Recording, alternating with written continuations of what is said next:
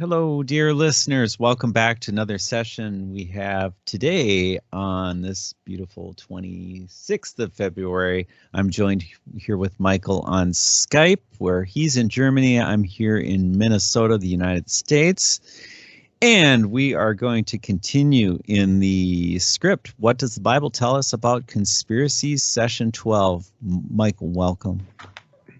Yeah, hello, Brad. Hello, dear listeners. I have to apologize for my sluggish, bad English in the last session. I hope I can improve it in that session. I'm doing my best, but sometimes you see you got, I don't know if it is a biorhythm or what it is, but sometimes you have a good day and sometimes you have a bad day. I Yeah, hope that's that right, Michael. this day improves over This is time. true. This is true. You know, the more we are able to get online and do these sessions, hopefully the better we get. But of course, beauty is in the eye of the beholder. And certainly, dear listeners, if you're not impressed with what we're doing here, you know, you don't have to stick around. There's plenty of other places on YouTube to go. This is a very specific topic that we're dealing with, and it has to do with the Bible. So if you're a non-believer, you might have a very hard time understanding where we're coming from, because we're coming from a place that the Bible depicts as not welcome to the natural man, being the man that denies that God came in the form of Jesus Christ, and that he died to forgive us from our sin. And you know, it's a humble place. It's not an exalted place, and that's exactly contrary to the way this world operates, Michael, as far as I'm concerned, because this world operates on a what can we say, an hierarchical type of system. And that hierarchy has been in the very forefront of, you know, keeping us from the real truth of the matter, which is hidden with Christ. It's not necessarily public, is it, Michael? No, nobody wants to speak the truth because they are afraid of any consequences, and we have to face the consequences, because that what other purpose could it be to tell the truth? Because the truth is Jesus Christ. So if you're not allowed to tell the truth, then you're not then you are not allowed to talk the gospel of Christ. That's very easy and very logical to me.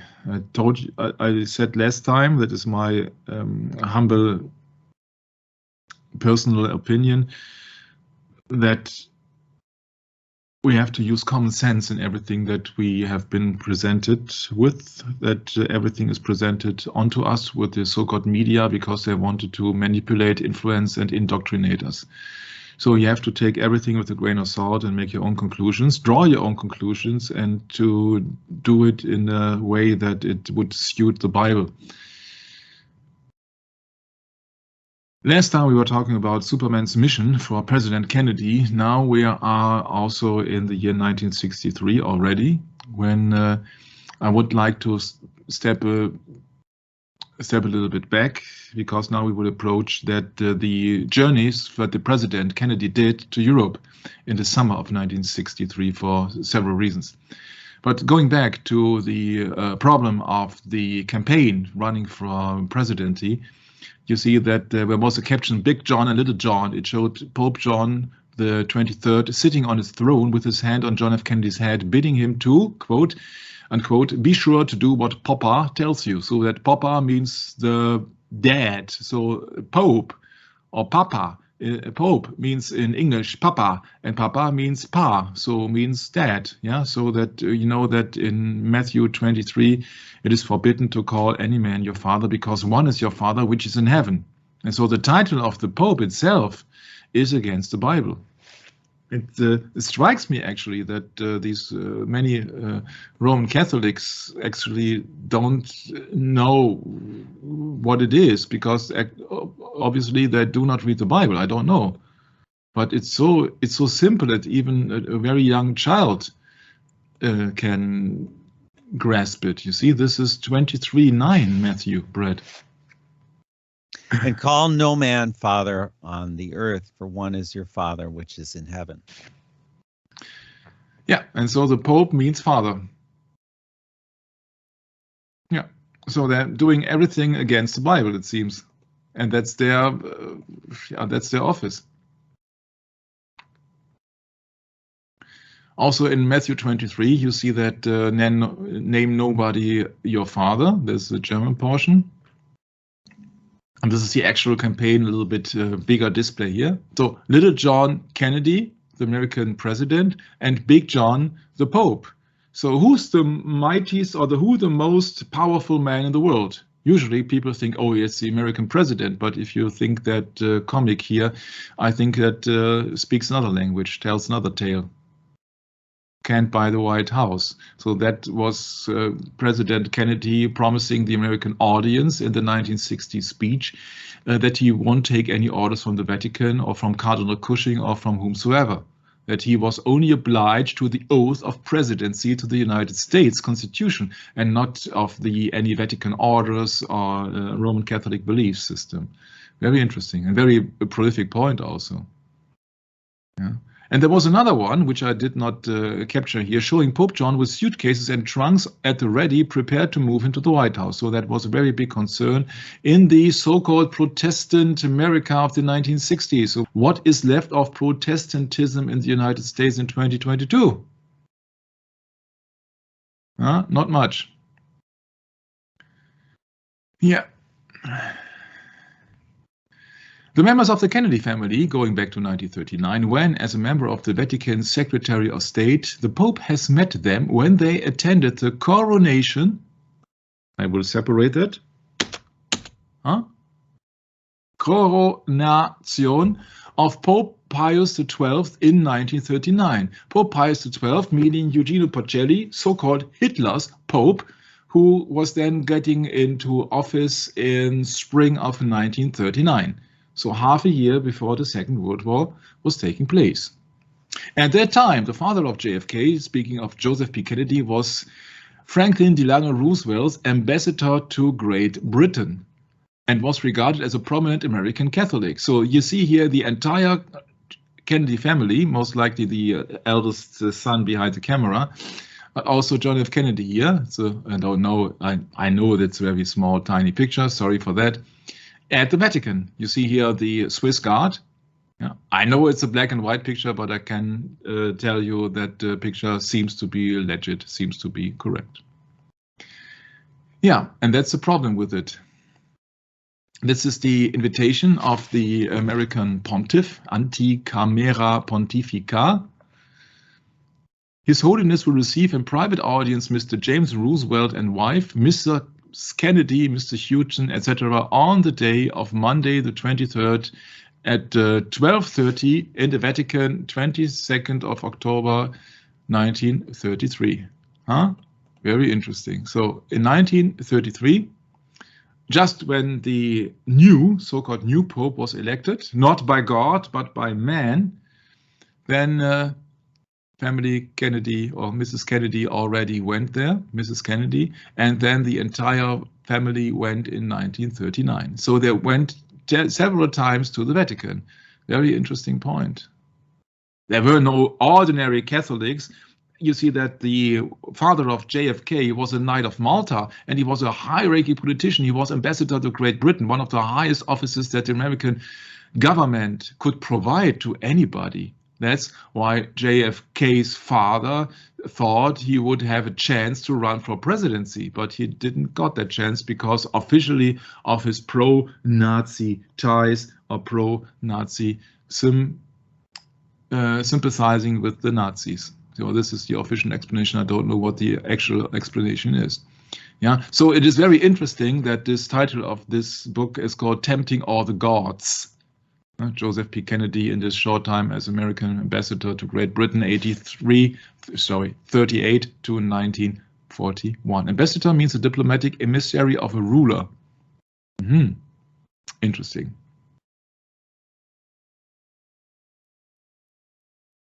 Yeah, so these people there, they knew each other very well. So he even knew the Pope in Mrs. Kennedy, his mother, even knew the Pope 6 years before he was elected Pope. So this is yeah, this is a intimate relationship to the papacy here from the sides of the family Kennedy bred. Never knew that. Yeah.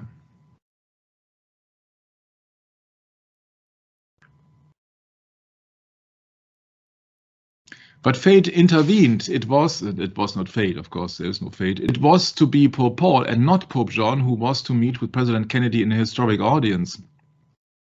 Because when the new Pope was elected, because the older Pope has died, President Kennedy, few days after the election, was heading by plane to Italy and then was visiting the Pope. President Kennedy, realizing the importance of this moment, gave a slightly nod of his head in the pontiff's direction, and they both shook hands solemnly. Yeah. And the Pope actually having met in audience of First Lady Jacqueline Kennedy only just a year before. So you see that the entire family of Kennedy was devoted to the Pope. We're speaking about his mother, his father, and his wife. Interesting. Interesting, so many things. You see that also here, presidential speechwriter and aide Theodore Sorensen. Yeah, so you see that he was not doing his speeches on his own. We will cover so many things. Also, this is a very prominent man. He's called David Powers, as well as Kennedy, a son of Irish immigrants. A Roman Catholic, he was a chief usher at the St. Catharina of Siena church in Charlestown. Yeah, the apple does not fall far from the tree, it seems. He joined Kennedy's campaign after being impressed by a heartfelt speech Kennedy gave to Gold Star mothers who had lost sons in World War II. After Kennedy was elected to Congress, Powers was at Kennedy's side at every step towards the White House. Yeah, and money too, huh? When Kennedy was elected President of the United States in '60, he appointed Powers as a special assistant to the President. In this role, Powers watched over the President's needs and was always with him on trips around the country and abroad. He usually was the first to see the President in the morning and the last to see him at night. I wonder where all these strange relationships to women then were covered. The last to see him at night. I highly doubt that. Yeah. Historian Robert Dalek wrote that Powers was part of the so-called Irish Mafia, a small group of White House aides who were uncritically loyal to Kennedy and had made his rise possible, and that Powers was the first among equals. Oh, the first among equals. Interesting. During the assassination of President Kennedy, Powers and Kenneth O'Donnell, another Kennedy aide, were riding in the Secret Service follow-up car directly behind the presidential limousine. In 1996, the Assassination Records Review Board released 3 minutes of film footage captured by Powers in Dallas prior to the assassination. Powers said he began filming when the motorcade left Lafayette, meaning the airport in Dallas, but ran out of film at 12:17 p.m. before reaching Dealey Plaza. Once again, the official time of the assassination took place in Dallas was 12:30, so 13 minutes before. We have to believe that it is true. Powers stated that JFK was the greatest man I ever met and the best friend I ever had. Well, that's it. Kennedy was very sad that the Pope John died before he had a chance to meet him officially. Pope John had long awaited his chance to meet with President Kennedy. He had planned to eagerly present him with a gift, a signed copy of his encyclical Pacem in Terris, which the president was known to have admired and which had dovetailed with his own address. His strategy of peace, which he had delivered at commencement exercises at American University in Washington, D.C. earlier that June. And here it is, said the cannoner, one of the only 3 signed copies in existence. The president became subdued and studied the document for a few moments. This encyclical, Pacem in Terris, means literally peace on earth, and was a papal encyclical issued by Pope John XXIII on 11th of April 1963. And he died in June that year, so 8 weeks later, on the rights and obligations of individuals and of the state, as well as the proper relations between states. Peace on earth. Well, I have a hard thing in believing that peace on earth for the papacy means the same as peace on earth for the real Christians or Christian followers. Let's look it up in the book of Matthew, which is then Matthew 10:34. For the equivalent now in English.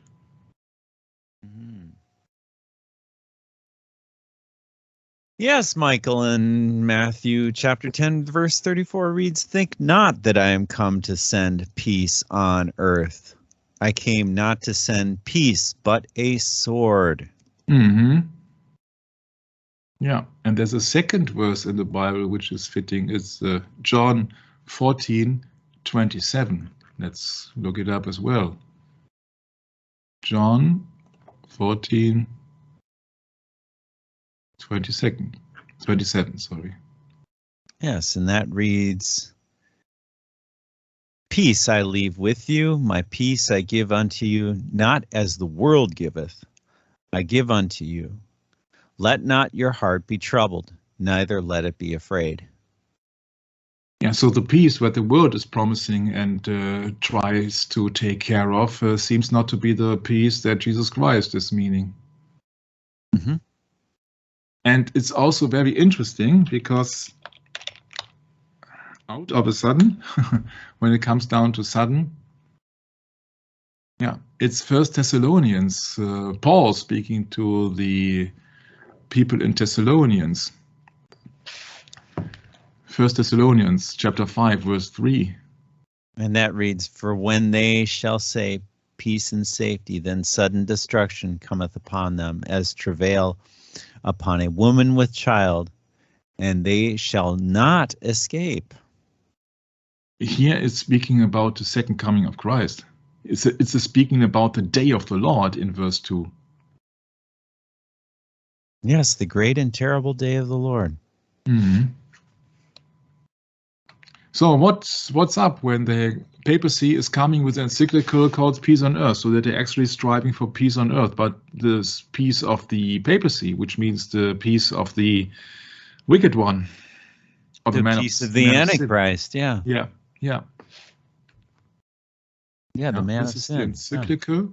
And I think that is not a very common encyclical, but I found it very interesting because it was published in the time when John F. Kennedy was president of the United States.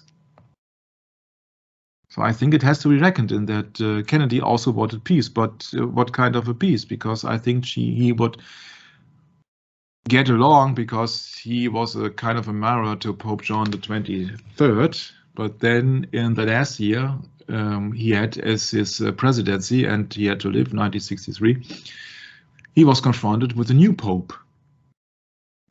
So peace on earth, about the rights and obligations of individuals and of the state, as well as the proper relations between states. It emphasizes human dignity and equality among all people and made mentions of issues such as the rights of women, nuclear non-proliferation, and the United Nations, all of which it endorsed. United Nations, yeah, the United Nations are owned by the Vatican. I know that nobody will admit it, or almost nobody will admit it, but you see that actually has been founded to have a one world government. That's the United Nations. It's not the United States. That's the whole reason they enacted world wars, Michael, as far as I'm concerned, in order to build the United Nations. Yeah, it's also very interesting when you look upon the symbol of the United Nations. It's so obvious. It's SPQR. Yeah, it's a symbol of the Senatus Populus, the ancient Roman Republic, Michael. Yeah. Let's look it up for a symbol so that people actually see the relevance. Mm-hmm. Yeah, there you go. This is a symbol of the Senatus Populesque Romanum, and this is a symbol of the United States. Yeah, you see a lot of United Nations. This is the symbol of the United Nations, of course. You see the symbol here with the depiction of the Earth with the 33 sections. Although I'll give you, Michael, it's not too much different than the United States. It's a progression, isn't it? United States. Yeah, let's call it United Nations of States or United States of Nations. I don't know. Oh, isn't that something? Everything which is united, you see that is something against God's ordainment or God's command that spread out and multiply. But it's just my meaning. It's just my interpretation of it. So once again, back to the script. Yeah, so that was called Pope John's Last Will and Testament, published on Holy Thursday. Oh, what's holy on that Thursday? It's called the Easter gift. Yeah, Easter is not a biblical celebration, although it has been mentioned in the Bible. It is a pagan origin, which you, if you would like to go deeper into that subject, I'd recommend The Two Babylons by Reverend Alexander Hislop. He deals with that subject, and other people as well, of course. Yeah, so also interesting because it's a Declaration of the Human Rights has been issued on the 10th of December 1948 by the United Nations. You see that they are working hand in hand. Yeah, and due to its importance and popularity, Part Cemetery, so Peace on Earth, is deposited in the United Nations archives. How convenient. As well as you know that the successor of Pope John the 23rd was Pope Paul VI, and then he was visiting the United Nations almost 2 years after the assassination of Kennedy in October 1965. We have covered that in Science is the New Religion, session 60, the Foucault pendulum. Yes. Yeah. Yeah, the meditation room. Yeah. And this is, I can recommend you for William Cooper. We have dealt with William Cooper, Behold the Pale Horse. I'm not in line with Cooper in some things, or in many things, but he did an interesting lecture of Mystery Babylon, the United Nations Meditation Room. If you are interested in that subject, I'd recommend you to listen to that very study. Okay? Because, of course, yeah, they will be enlightened from above, and it's a cube, and so many things. It's a serpentine here. You see that if you are really familiar with symbolism, you get the meaning. Yeah, so it's one word religion, more or less. Yeah, if you think about the black stone, the Kaaba in Mecca for the Islamic people, and all the things, you see that it shall not hurt anybody. It's a what is it? Economism, ecumenical, right? Oh yeah, ecumenism. Yes. Ecumenism. Yes. Yeah. Thank you very much. Yeah. So I think it is not a coincidence that it's 18 feet wide, 666. Oh yeah, 6 + 6 + 6. Yeah. The meditation room represents the light of the skies, giving light to earth. Yeah, enlightenment, And the stone in the middle of the room represents an altar that is dedicated to the God who made man worship under many names and many forms. Yes, that was the Jesuit general Arturo Sosa who said that God is a tricky word. God is a tricky word. Oh yeah. Yeah. So many people say that it's very strange that Pope John II, the Polish Pope, Karol Wojtyla, has a strange coffin, has a strange shape. You can go in anything that you would like to see, but that is in 1960, people had a problem with the Irish Catholic, Roman Catholic John F. Kennedy being the elected president of the United States, being Catholic. But almost 5 years later, they had no apparently problem with the visit of the head of the Roman Catholic Church, meaning the Pope. That's very interesting how soon things approach after Kennedy was assassinated. Yeah.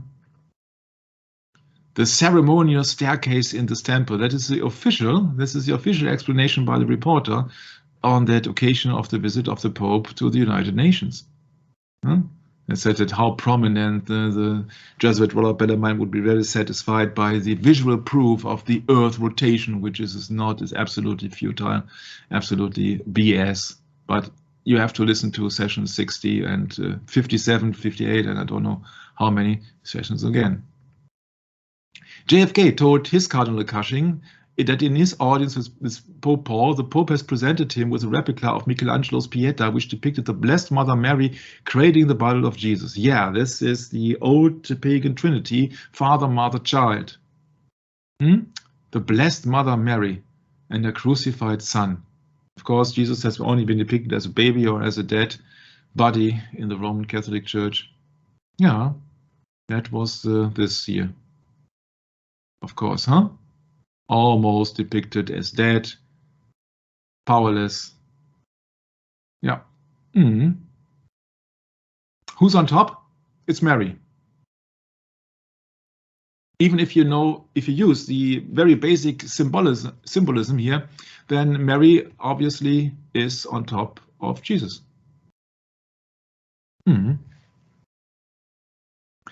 The June and July of 1963 turned out to be a most memorable trip for the president. Speaking of JFK, more than he ever could have imagined, it would be one that he would talk about incessantly for the remainder of that summer, recalling the places he had seen and the people he had met, from Paris and General Charles de Gaulle. Oh, Charles de Gaulle, coming from a middle-class Catholic and nationalist family. Charles de Gaulle, interested in military matters, because most likely you will most often see him with a hat and uniform of a soldier. Now you see here together with Winston Churchill and Charles de Gaulle, which means Charles from Gallien. It's a part of France. It's like Charles of Wyoming, for example, or Charles of Nevada. Yeah? Okay. Yeah. So that this means also that is a title of lesser nobility here. It's like Werner von Braun. Yeah. So you see that is a title of lesser nobility. And only in the English Wikipedia you find that Charles de Gaulle, yeah, Charles André Joseph Marie de Gaulle. Oh, Mary.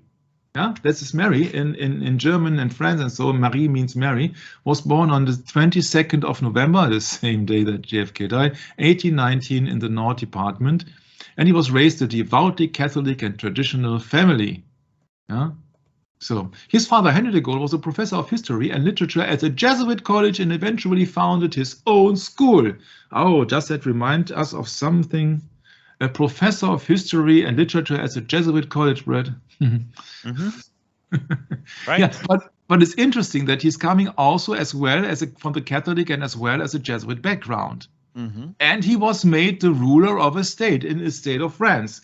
It might not be that big country like the United States, but France has been one of the contenders and one of the countries who had very high losses during the Second World War, and one of the countries where Protestantism in the Middle Ages was very prominent, and French Revolution and all the things, Napoleon and everything comes into play.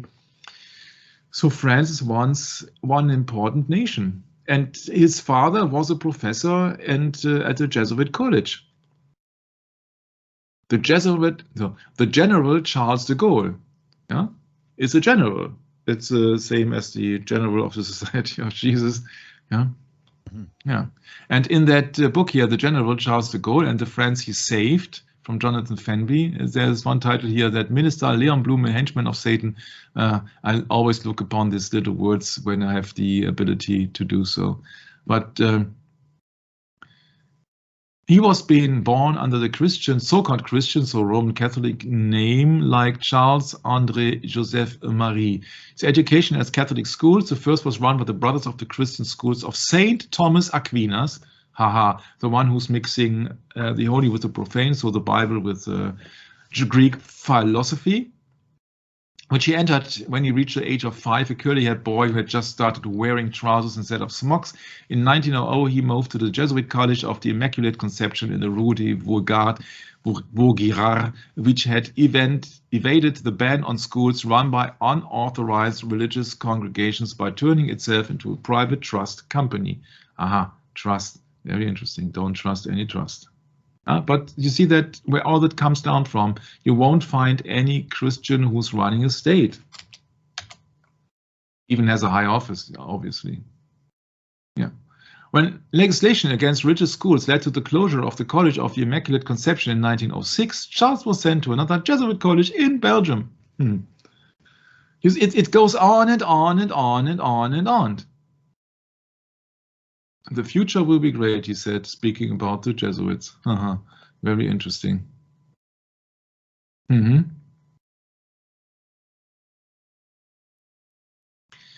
Yeah.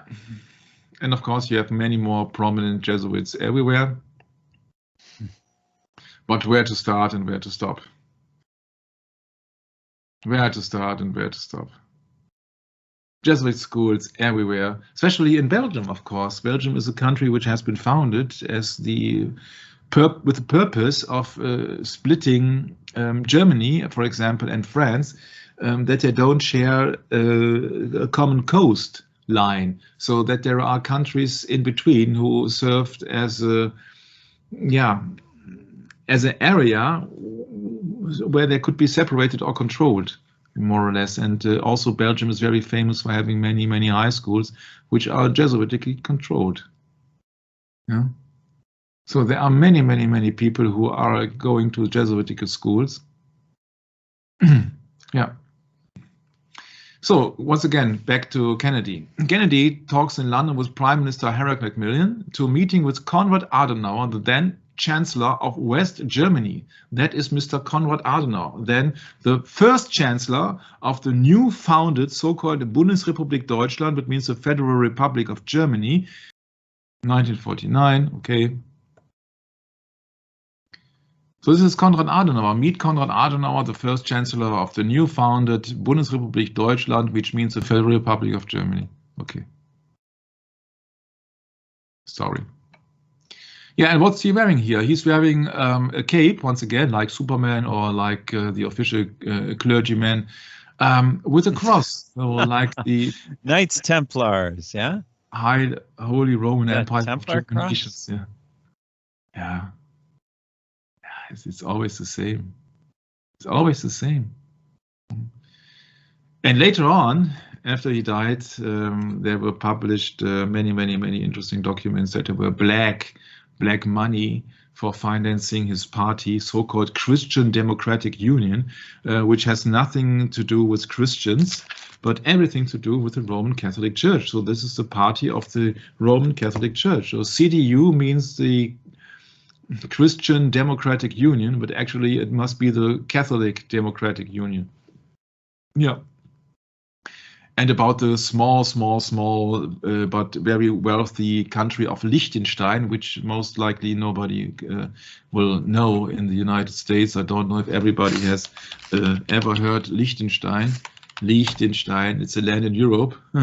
Nobody will ever visit Liechtenstein because it is extremely tiny country. Yeah, I was going to ask, is that a small country? Yes, very small country, the Principality of Liechtenstein.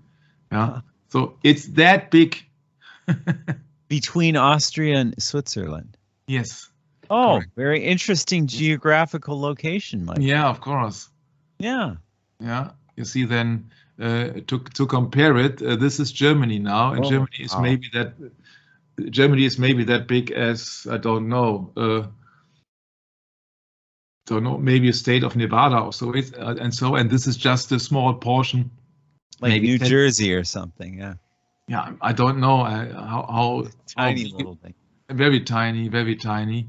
But it has been used to wash money and all the things, especially in the war. It's about Christianity, yes, of course. Christianity with a cross. Yeah, Tammuz. Huh? Right. Yeah. Yeah, that's one of the things that Michael, many of our listeners here in the States would probably be very offended to learn. If you look up in the book The Two Babylons by Alexander Hislop, you'll find that the cross is actually a pagan symbol. Yeah. And this Principality of Liechtenstein, you see that the motto is for God, Prince, and Fatherland. Which God they are talking about? This is the same God which is depicted on the dollar bill, maybe? And the area is just 160 square kilometers. So you have to divide it by 1.6, which means the area is about 100 square miles. That's it. 10 by 10 miles. That's the Principality of Liechtenstein. But it's one of the three wealthiest countries in the world when it comes down to the income by for any inhabitant. Per capita, so to speak. Yeah, it's of course it's you can imagine where they got their wealth of. It's a constitutional monarchy headed by the Prince of Liechtenstein. Yeah, double-headed eagle. No, but an eagle, of course. Yeah, it's always the same. It's always something from the papacy. 2 eagles, actually. Yeah, right. Yeah, they have given the rights. They have given the rights of sovereignty or what else to the Prince of Liechtenstein. Then. Yeah, so they have washed money big time in Liechtenstein. Then it's the system octagon, which means the Octagon means there are Oh, cube with Michael, 8. it's interesting in Europe. You have the eagle, but then you also have the phoenix. So there's something to do with ancient history as far as, I forget the name of was it Phoenicia? There's some tie with Phoenicia and the phoenix, but that's some deep European history. Of course, all the people in United Kingdom there are very offended when you get mixed up with the eagle and the phoenix. But really, when it comes down to it, that's it's very difficult to learn European history, I must admit. Very difficult. It takes and it's also not our topic. I wanted to do a short one actually, and now I'm realizing that it's much more. Well, it's hard to, because this is something that we're not familiar with here in the United States, Michael. We have to work really hard. Yeah, but the system is always the same, that there are people, the powers behind, who are financing all these so-called parties. Exactly. Right.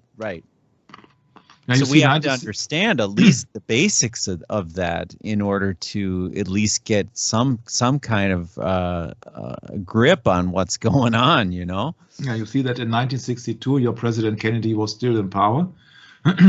And there were many things behind the scenes in Germany and everywhere, that there were parties were financed with dirty money, so to speak. Yeah. Money laundering. Laundered money, yes. Yeah. And so this, for example, this Chancellor of Germany has founded or co-founded in Cologne the Rotary Club, which is a forerunner organization for the Freemasons. Now, these people are always in power.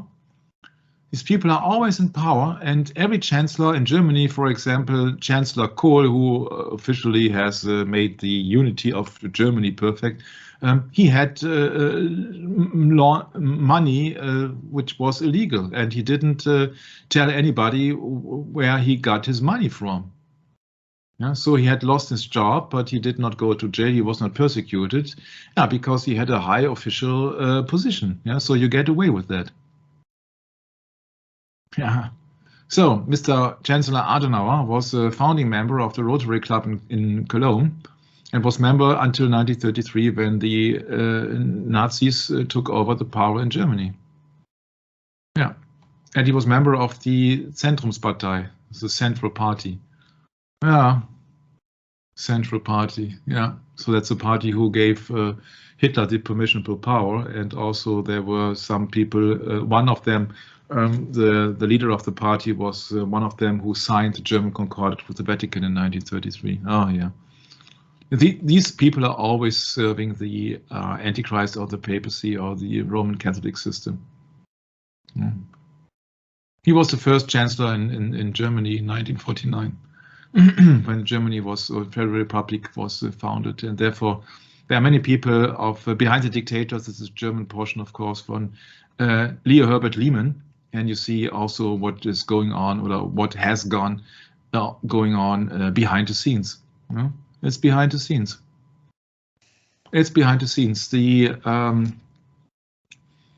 Mr. Franz von Papen was the man behind Hitler, and he was also signing the Concordat between the Vatican and the German Reich, Third Reich. And he said that the Third Reich is the power of the world. The Nazis are using the papal principles. That's him. And he was on a mission. You see that in German, it's the same word, mission. And you know what's going on here. Yeah, he was not sentenced in the Nuremberg trials. He was not sentenced because he had much influence of the Vatican. And then you see that these people get away with that. And then what's later is that he was not only on his mission, but also he was serving the papacy of the Vatican. At the same time, he was serving officially as the co-chancellor in Germany, as the man behind Hitler. Once again, the capital means Latin Capitolum, the name of the temple of Jupiter Optimus Maximus, on the Capitoline Hill in ancient Rome. And then you compare that with the Capitol in the United States. And St. Paul's Dome in London, in the middle here, between the two, between Rome and Washington. You see, it's always the same.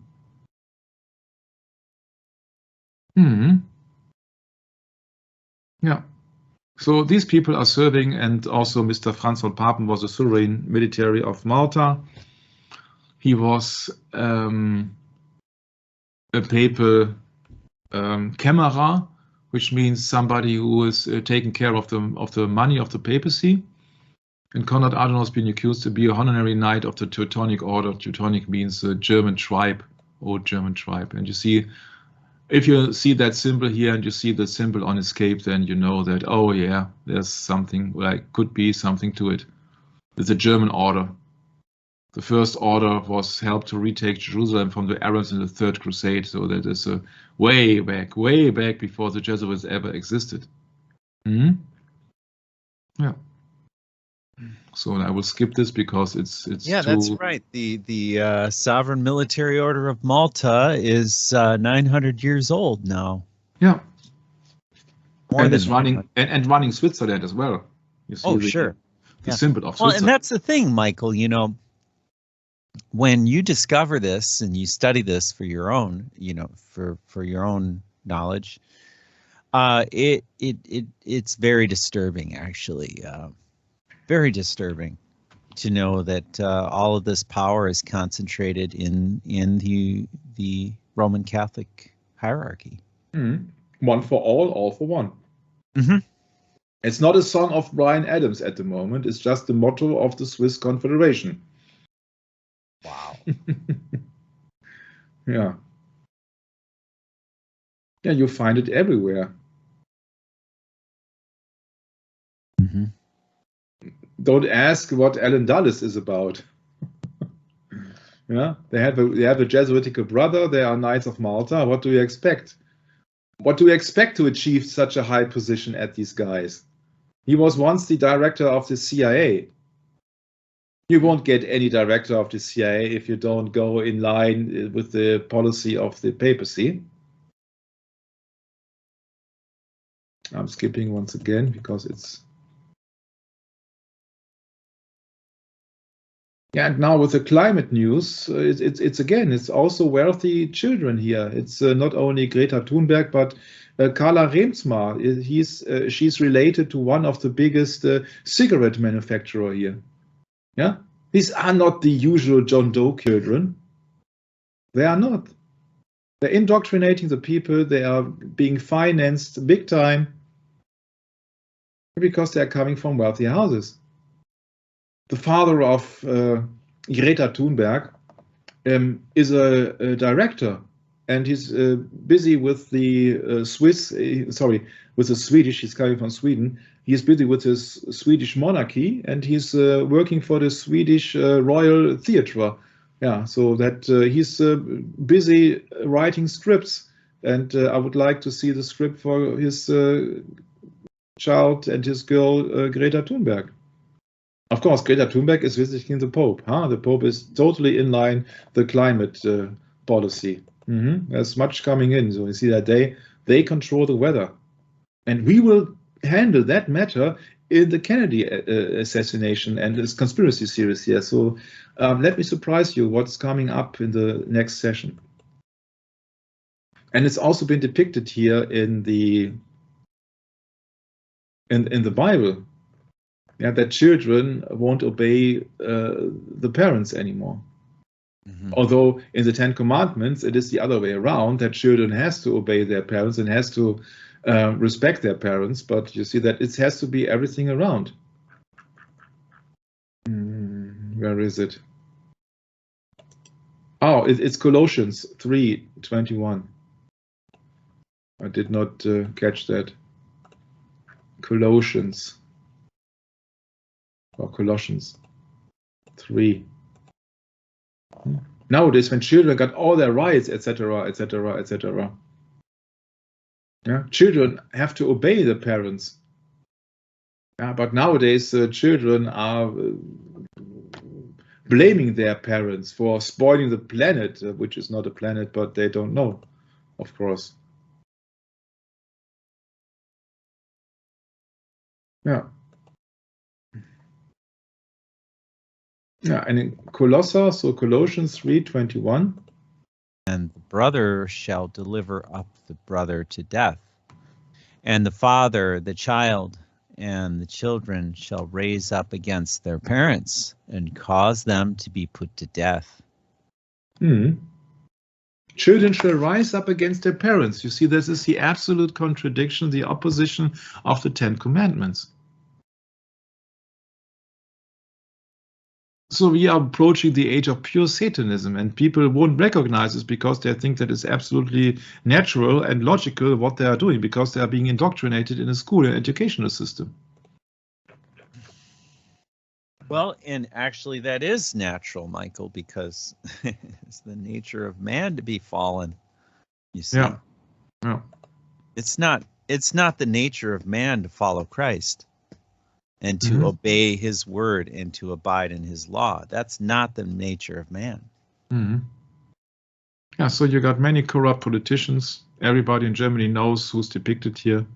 Is speaking also about another sovereign military of Malta member called Reinhard Gillen, a German Lieutenant General Intelligence Officer, Chief of the Wehrmacht Foreign Army's East Military Intelligence Service during the Second World War, then Spy Master of the CIA-affiliated anti-communist Gillen organization, and the founding president of the Federal Intelligence Service. So, serving the Nazis as a general, serving the CIA, and then serving the German intelligence system. And then which I would tell you that he was setting up the Israeli secret service Mossad as well. So these people are just putting on several uniforms, but the spirit of these people are always the same. It does not matter if somebody is from the United States, from Germany, from Liechtenstein, from Switzerland, from Israel, Austria, or Sweden, or what else. Yeah, these people are just serving their God, their mammon. Yeah, what they are paid for, from whom they are paid, they will serve. But actually, they are serving Satan.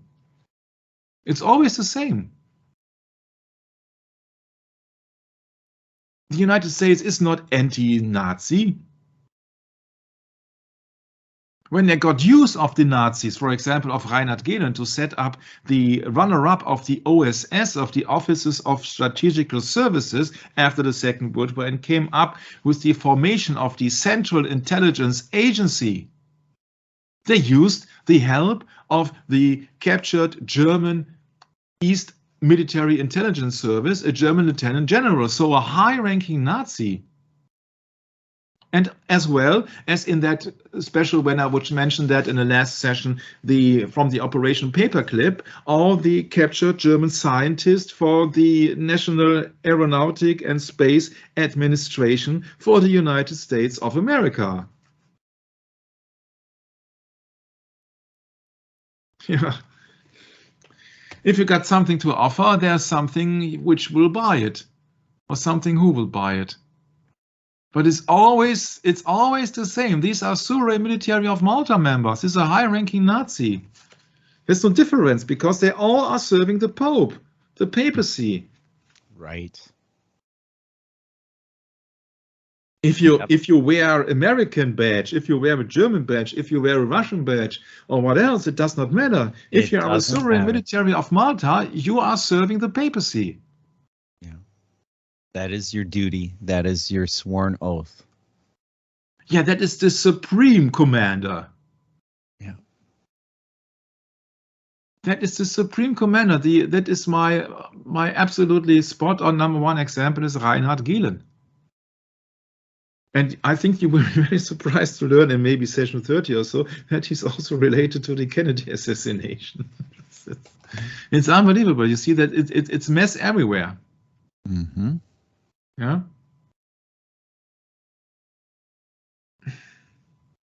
Yeah. Gillen allowed the military conspirators to make their plans with an assassination plan against Hitler under his protection and was presented at their meeting at Berchtesgaden. However, after the bomb plot failed on July the 20th, he escaped, falling victim to Hitler's revenge. Why is that? Because he was protected by the Vatican. He was a spy. Therefore, there was no revenge, because he was serving not only the Germans in the Second World War, but in the first instance, he was serving the Vatican, or the Vatican Secret Service on that instant. The general was a spy. Allen Dulles, the director of CIA and the Sovereign Military of Malta, says of his friend and general and Sovereign Military of Malta, Reinhard Gillen, he says he's on our side and that is all that matters.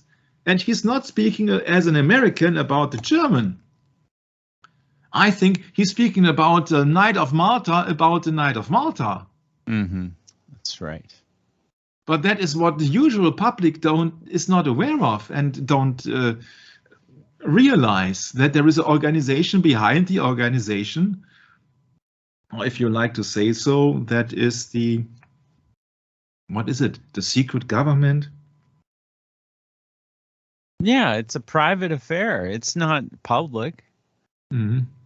You're not allowed to speak about this in public because guess what? You know, it's people don't want to hear that.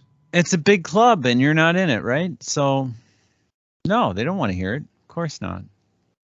His enemies regarded him as the most dangerous man in Europe, his admirers as an intelligent genius. Nothing less than magical power was ascribed to this so-called spy of the century.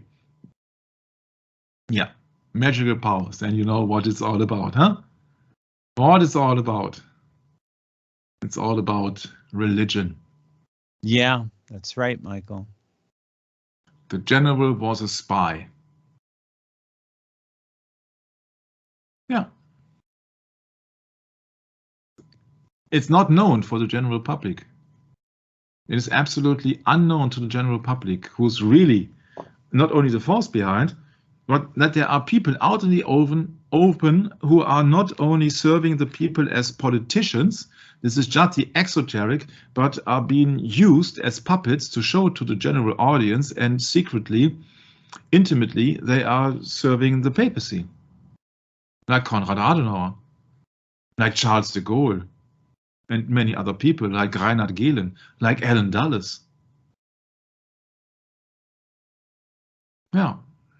Also a very interesting quote here from that book, The General Was a Spy. Only later did a few officers suspect that the Gestapo, so the secret state police, the Geheime Staatspolizei means the secret state police here, system represented something more than a new governmental system's natural requirement for security. Behind the secret government police stood all the diabolism of a totalitarian movement, recognizing no norms and no standards. Patzig, the head of the defense, had been among the first to realize this, and his realization dated from a summer's day in 1934 when he had met the incarnation of Nazi evil, the Lucifer of the police state, Reinhard Heydrich, the new chief of the secret government or secret state police office. Yeah, interesting that they are mentioning Lucifer here, and that contents on page 360, the general was a spy. Yeah. Mm-hmm. Red Army, that's the Soviets on that regard. Hitler dismissed Gehlen soon after his promotion to Major General. Yeah, he could not touch him because he was under the orders of the Vatican. Oh my, oh my, oh my. Gehlen surrendered to the Counterintelligence Corps, CIC, of the United States Army at Bavaria and was taken to Camp King and interrogated by Captain Boker. The American Army recognized his potential value as a spy master with great knowledge of Soviet forces and anti-communist intelligence contact in the Soviet Union. Blah, blah, blah, blah, blah. Shall be translated into real content. Mm-hmm. On May the 22nd, 1945, Gehlen was handed over to the CIC of the United States Army in the Catholic-dominated county of Germany called the Kingdom of Bavaria, which is the most Catholic state of Germany, and was taken to Camp King and been questioned by Captain Boker. The Vatican, through that Captain Boker, realized that he could serve as best because he was a spy of the Vatican with great knowledge of great contexts of Russian forces And so therefore they ordered him from Germany to the United States.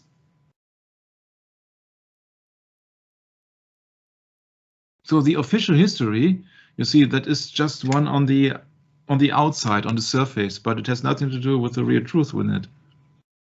General Major Reinhard Gillen, one of the high-ranking general of the Wehrmacht, of the Third Reich Army.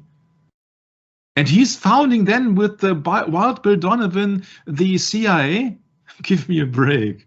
Really? Yeah. They needed a Nazi to found the CIA? By the end of the summer 1945, when war was over officially in Germany at the 8th of May 1945, Boker had the support of Brigadier General Seibert, the senior intelligence officer, etc., who arranged the secret transport of Gehlen. So with the Secret Service, they transported Mr. Gehlen, his officers, and the FQH intelligence archives, etc., etc. Chief of Staff for Eisenhower, who worked with William Donovan, former OSS chief, and Alan Dulles, OSS chief, who always was the OSS station chief in Bern. Where is Bern? Bern is in Switzerland. It's once again, it's a sovereign military of Malta Knight Alan Dulles at the Knights of Malta country, Switzerland. Sorry if I raise my voice. It's okay. But if you really combine all the things, it's absolutely clear. All the supreme knights of Malta, the sovereign military knights of Malta, were combined, and they knew each other, that they were VIPs, that there were no usual prisoners of war. And then they found it up. They were then, after the World War II has ended, they were then handed over to the most suitable profession. And in that case of that Mr. Reinhard Gillen, it was the OSS, and then reformed into the CIA. That's why you can also come up with the conclusion that the Vatican has founded the CIA. Do you really think that the CIA needed a German general to be founded? Do you really think so? Oh yeah, they will tell you that that's all about his knowledge about the East because it is against communism. Yeah, but that's another fairy tale, because Joseph Stalin also was a Jesuitical priest. Yeah, that's right. So the only purpose is to kill people, which is also the purpose of Satan, of course, to kill souls. If Jesus Christ is the savior, then who's Satan other than the destroyer? We know that from Apollyon, from Revelation 9:11. Oh, 9:11. We talked about that on the last session. Yeah. To become spies for the United States government, or you see, these are already spies for the Vatican. So it makes no sense if he's in Germany or if he's in Russia and in America or whatever else. He's a spy. Spies are doing things, are being handing over information to the one who's paying the most. Or they have taken an oath, and you can imagine where Mr. Reinhard Gillen has taken an oath, huh? Then he started his Gillen organization when the Federal Republic of Germany was suppressed by the United States, and usually the actual policy tells you that it's all over now that Germany has reunited. But yeah, there are secret treaties in place that we cannot get a grasp on. So then he used organization Gehlen as a subordinate to the CIA. And then he started to found the German Secret Service. So they used an ex-Nazi general in Germany after the Second World War to create a German intelligence service. If you would tell that a regular German, yeah, I think you would receive his fist in your face. They cannot imagine that. Nobody's talking about that, but they cannot imagine that. Yeah, and Kim Philby, for example, I think we will run into him later also. He's a double agent, and that's also not correct. He's not a double agent for the MI6, for the Foreign Secret Service of the Great Britain, of the United Kingdom, but he was also a spy for the Soviets, and he was also a spy for the Americans. So he was a triple agent, or what is it in the American television movie? It's XXX, triple X. So what's it about? So Kim Philby has nothing to do with the Soviets, with the American, or with the English. Yeah, he's serving another state, and I think it's very obvious what it is. So an ex-Nazi guy who was a co-founder of the CIA is then founding the Federal Intelligence Service in the Federal Republic of Germany. Give me a break. It's always very interesting to go in it. But we would like to talk about Mr. Kennedy. Mr. Kennedy had made a very interesting speech and said, Ich bin ein Berliner, which means I'm a Berliner, or I'm coming from Berlin, I'm out of Berlin. Yeah, and Berliner is also that kind of a cake here, and I think that is very fitting when it comes down to JFK, when you know that how he ended. Yeah, Ich bin ein Berliner. So that is his famous speech, I'm a Berliner. Of course, where was this speech held? Of course, in the city of Berlin, which then was a departed city. The split city between the west sector and the east sector. East sector meaning communism, ruled by the official German democratic government, which was not a democratic government, but it was actually been under the yoke of Moscow, under the yoke of Russia, the Eastern Bloc. Yeah, and then he was speaking to the Berliners, and a few weeks later, after the speech, they started to create and to build the so-called very infamous the Berlin Wall. So he says that, oh, I'm sympathetic towards the West Berlin inhabitants. That's happened on the 26th of June during the European trip of your beloved President John F. Kennedy in Berlin, Schöneberg, etc. Yeah? Ich bin ein Berliner. This is the original, supposed to be the original note, yeah, so that he knew how to pronounce it. Ich bin ein Berliner. Yeah. The problem is that in Germany, the Berliners, they have a special dialect. They would never tell that this way. They would say, Ich bin ein Berliner, but not ich, but ich. Yeah. So that makes absolutely no sense. But you see that sometimes it's very interesting what people are coming up with. They don't know nothing about dialects. Huh? Right, Michael. So he says not only that Ich bin ein Berliner, I'm a Berliner, but he says 2000 years ago, the proudest sentence a person could say was, I am a citizen of Rome. Wow. Today, the proudest sentence someone can say in the free world is, I am a Berliner. Then let me ask you, what is supposed to be meant with the so-called free world? Huh? What is supposed to be meant? A free world? Where is that supposed to be? I am a citizen of Rome. Of course, he's a Roman Catholic on the outside. Ich bin ein Berliner. Yeah. And then the Berlin Wall, and he was, of course, enthusiastically appreciated by the Berlin people. But then, not in June, not in July, but in August, the wall has been built, and then the biggest newspaper headline in Germany was the West does nothing. President Kennedy, he's silent. That's it. Yeah.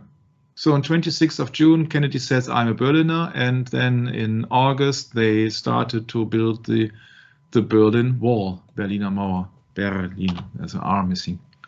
Yeah. But you see, there are people that were enthusiastic being welcoming Mr. President Kennedy. Why did I picture this? Because it's the most prominent chapel in Germany. It's the Dome in Cologne. Yeah, you see also this arch here. Yeah, once again, you see that arch here. Yeah, once again in Cologne. And Cologne was not the capital city of Germany then, but he had to visit Cologne because, of course, the Chancellor Konrad Adenauer once was a major of Cologne. Yeah, that must be the reason. No, can't be the reason that it was supposed to be held at or in the most important church of Germany. which is, of course, a Roman Catholic church. The Cologne Cathedral is to be said to inherit the remains of the so-called three kings, or three holy kings, which are not three holy kings, and which are not three, and which are not kings. Because we have sorted that out in our Science is the New Religion session.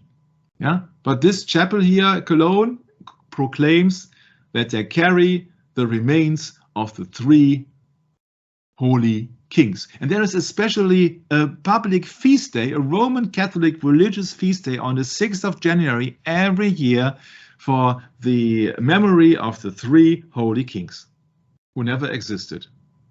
Because they were wise men from the East. But the general audience does not read the Bible. So they believe everything that the Roman Catholic Church is putting in their direction. Yeah.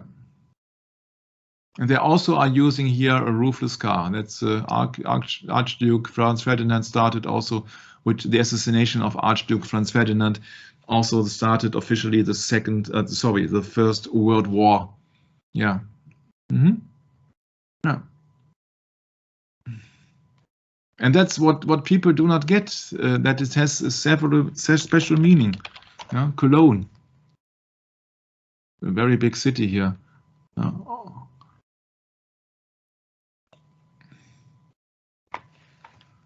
Cologne is the largest city of Germany's most populous state in North Rhine-Westphalia. That's why I'm living here. And the fourth most populous city and one of the oldest in Germany, with 3.6 million people in the urban region and 1.1 million inhabitants with the city proper. Cologne is the largest city on the River Rhine, and you see here the famous dome, or infamous dome. You know where it comes from? Cologne was founded and established in German Ubi territory in the 1st century CE. Not AD anymore, but CE, common era. You have to avoid the name of Jesus Christ at any cost. As the Roman Colonia Agrippina, hence its name. Yeah, so it's a Roman colony. It's a Roman colony. That's why they call it Cologne. And I could bet, Brett, that the majority of people do not know where their name of their city comes from.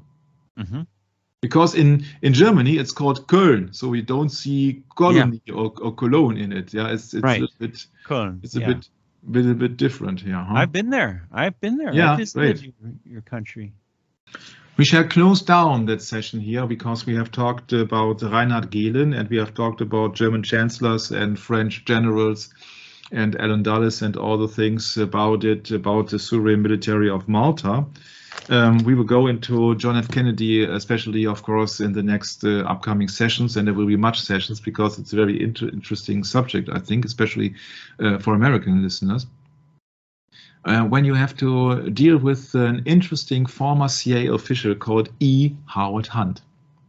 E. Howard Hunt was an official CIA officer who is most infamous for his role in the Watergate burglaries alongside Jesuitically educated devout Catholic G. Jordan Liddy, and his role on the ground in the 1954 coup d'etat in Guatemala, said in an interview in a documentary called A Coup Made America, which aired on Canadian television series in 1998, speaking on his role in the coup d'etat in 1954 in Guatemala. And I will show you and insert that clip here. We had gotten the okay from Cardinal Spellman to go ahead with this. And I wouldn't presume to trace the lines of authority within the Catholic Church, how they get their information, but they do. And we've always said, you know, in an admiring way, that the Jesuits form the greatest intelligence service in the world, always have. You've heard it from a man who was a spy, so you don't have to believe everything he says, but he's admitting the things that he said. We gotten the okay from Cardinal Francis Spellman to go ahead with this, which means the overthrow of the government then, the coup d'etat. And I would presume to trace the lines of authority within the Catholic Church, how they get the information they deal with. We've always said in an admiring way that the Jesuits formed the greatest intelligence service in the world and always have. And that's the conclusion you have to come up with if you study politics, science, media, music, wherever you go, all roads lead to Rome. And even spies are saying something of substance from time to time. I'm sorry, Michael, the Skype cut out. You said even spies? Is that what you said? Yeah, even spies are sometimes telling the truth. Mm-hmm. Mm-hmm. Yeah, I will. Yeah, you got here the subtitles.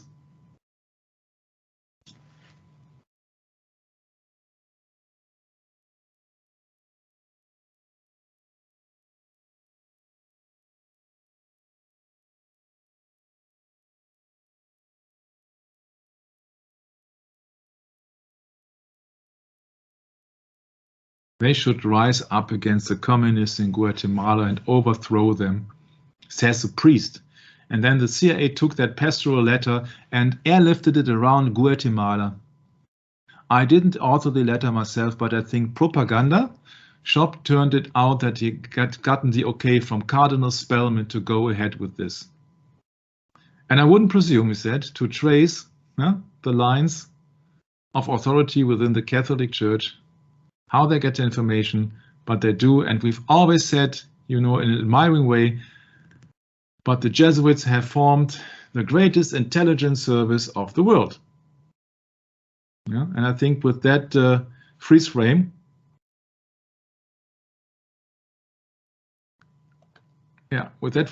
we should stop the session here, because I think it was much information here handed over.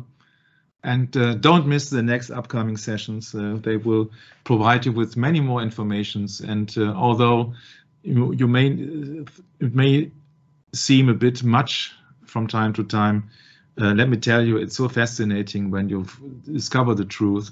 There is just only one truth, that the entire world is anti-Christian, except the few people, you and me. And we are glad that from time to time we got some new listeners who always then get to the narrow way to the truth, which is Jesus Christ. And now I like to hand it over for my brother Brett for his closing remarks. God bless and Maranatha. Thanks, Michael. Yes, it's always good to touch on these topics again. And of course, they always turn back to the Jesuits and the continued struggle that they wage here in this country and around the world. That is the overthrow of Protestant power in the form of civil authority. And their goal is to defeat Protestantism in any shape, way, or form. And I think they're well on the way to having their goals achieved, especially when they suppress the work that Michael and I do here on this channel so easily. It's no surprise, Michael, that, the more you speak the truth, the less people will listen, and the more you will be isolated. And that seems to be the case. But at any rate, our hope and our prayer is with our Messiah, that his spirit will retain all worthiness, and that he will get the glory. That's our hope, and that's our prayer. And hope to catch up with you in our next session when we go further into this, and we confirm even more of this history, because there's always something new to learn, and I'm always learning new things here too. So thank you, Michael. Look forward to catching up with you next time in our continuation on the script. The biblical view of this conspiracy continues, and we see that sinister hand of the Jesuits yet again, and I'm assuming that we're not going to see any end to this until Christ returns. Maranatha.